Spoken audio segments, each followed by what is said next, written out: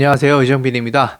저희 부동산 2인자라는 오픈 톡방이 있는데요. 여기에 익명으로 질문을 하실 수가 있습니다. 저희가 누군지 몰라요. 그래서 질문하시는데 부담이 없으실 테고, 그리고 나갔다 들어와서 다시 닉네임을 변경하셔도 운영진이 절대 알 수가 없습니다. 편하게 궁금하신 내용 질문 주시면 되고, 어저께 질문 주신 내용에 대해서 이제 종합적으로 설명을 드리려고 해요. 임차인이 있는데 월세를 3개월 정도 안 내고 있다.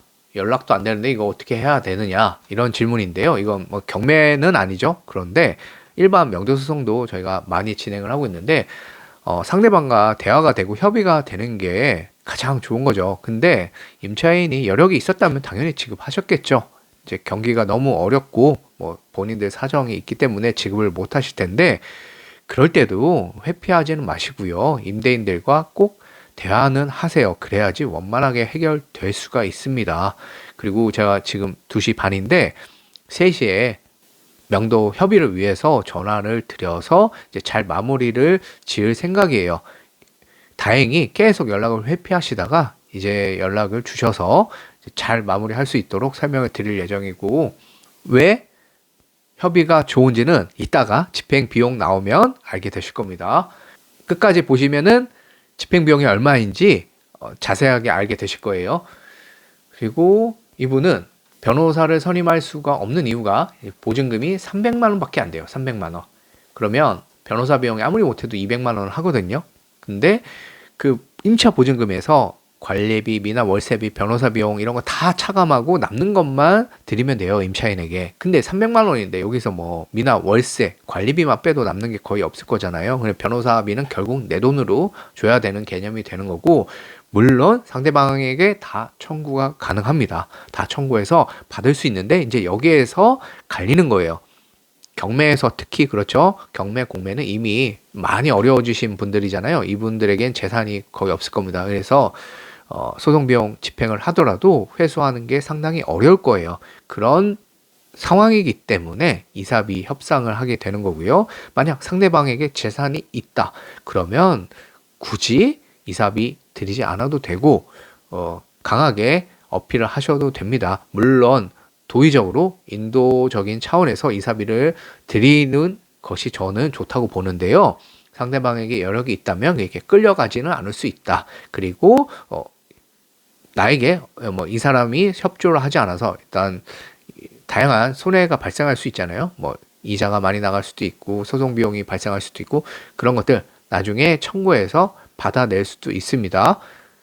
실제로 저희가 최근에 그 상대방이 그 건물 병원을 운영하시다가 어려워져서 이제 건물 자체가 좀 비쌌었어요. 이자 납입이 어려워서 경매로 나온 건이었는데 일부러 이분이 회생을 한다면서 그 협상을 굉장히 딜레이 시켰어요. 근데 저희가 얼마든지 이사비도 지원해 드리고 몇천만 원 그리고 다양한 좋은 조건을 제시를 했는데도 불구하고 본인의 목적이 있어서 이렇게 권리금을 받고 넘긴다든가 다양한 수를 쓰면서 저희에게 피해 아닌 피해를 주셔서 소송 비용도 다 청구를 하려고 했었는데 회생이라는 절차를 진행하게 되면 그 돈을 다 못 받게 되거든요. 한 30%만 받을 수 있어요.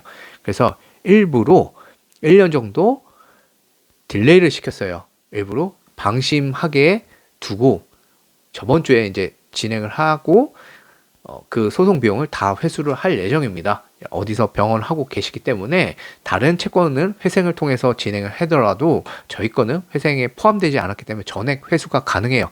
지급하지 않으면 통장을 압류할 거기 때문에 아무튼 그런 식으로 상대방에게 여력이 있다면 회피할 수가 있습니다.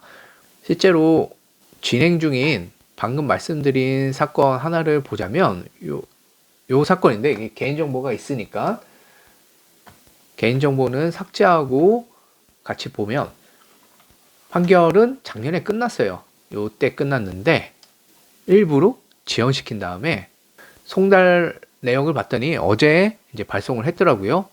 요 1266만 원 변호사 비용은 상대방한테 받을 겁니다. 받아서 의뢰인에게 돌려드릴 거예요. 성공보수 약정을 어떻게 하느냐에 따라서 좀 달라지는데 최초에 소송을 진행할 때 이 변호사 보수는 받으면 돌려드리겠다라고 약속을 하고 시작했기 때문에 의뢰인 입장에서 보면 내 돈 안 드리고 소송을 한 결과가 되는 거죠. 그럼 저희도 뭐 수임료는 받았으니까 결국 소송은 누구 돈으로 한 거냐? 상대방 돈으로 한 겁니다. 상대방 돈으로 소송을 한 거고 의뢰인은 돈 들어간 게 없게 되는 셈이죠. 그래서 상대방 여력에 따라서 굳이 꾸역꾸역 힘들게 셀프 소송을 할 필요는 없다고 말씀을 드려요.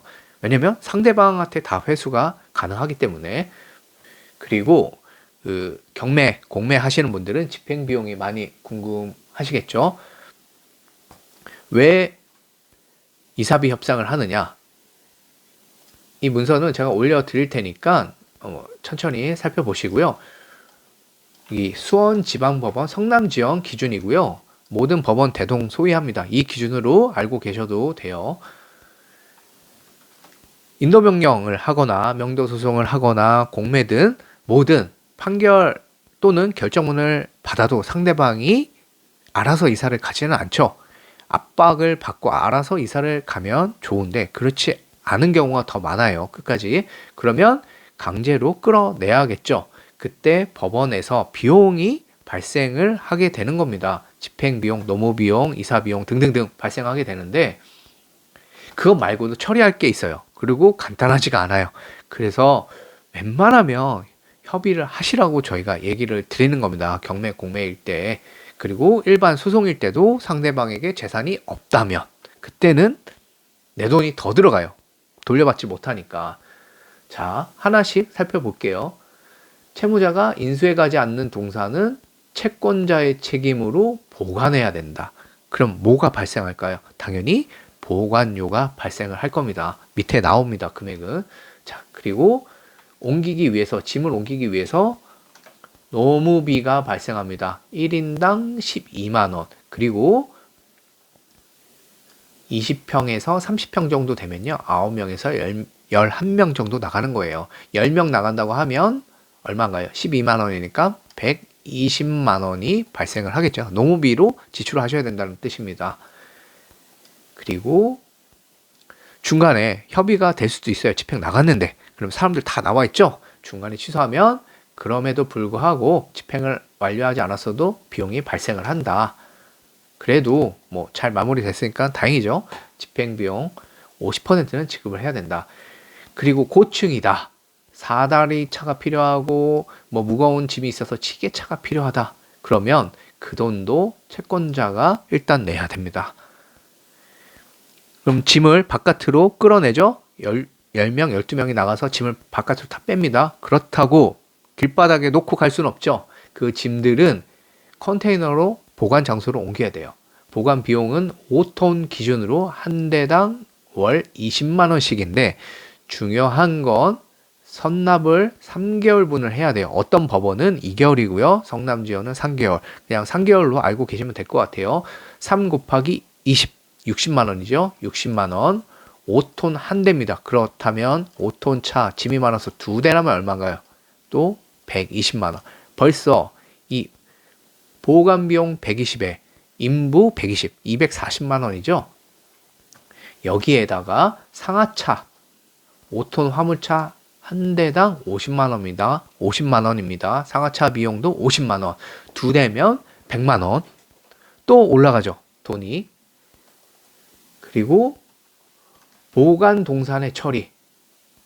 짐을 컨테이너 창고로 옮겼잖아요. 내가 한 300 넘게 주고 컨테이너로 옮겼습니다. 짐을 여기다가 옮겼어요. 그런데 여기에 보관료가 계속 발생을 하겠죠? 근데 밑에 보시면 보관 동산은 또 별도로 처리를 해야 합니다.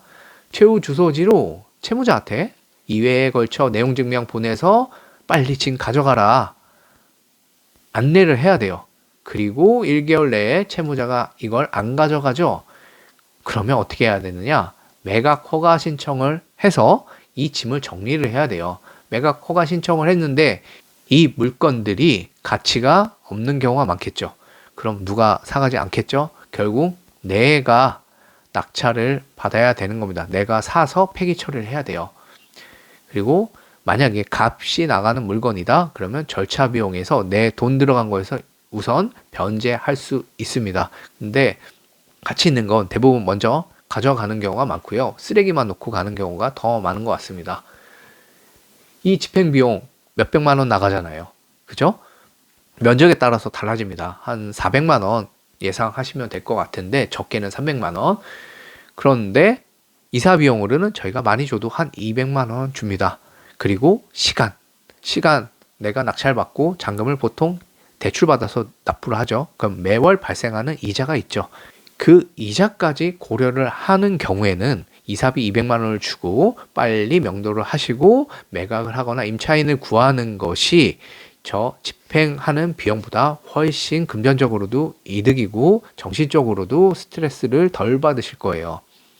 그래서 경매나 공매에서 명도 협상을 하시는 거는 상대방만을 위한 것이 아니고 나를 위한 것이고 그 또한 상대방도 이사비 200만 원이라도 받는 것이 이득이죠. 여기서 아무리 버텨봤자 짐 다 강제로 빼내면 이사비도 못 받는 거란 말이죠. 그리고 심지어 저희가 맘먹으면 이 집행비용 발생한 거 있죠. 아까 보셨던 것처럼 끝까지 추심할 수 있습니다.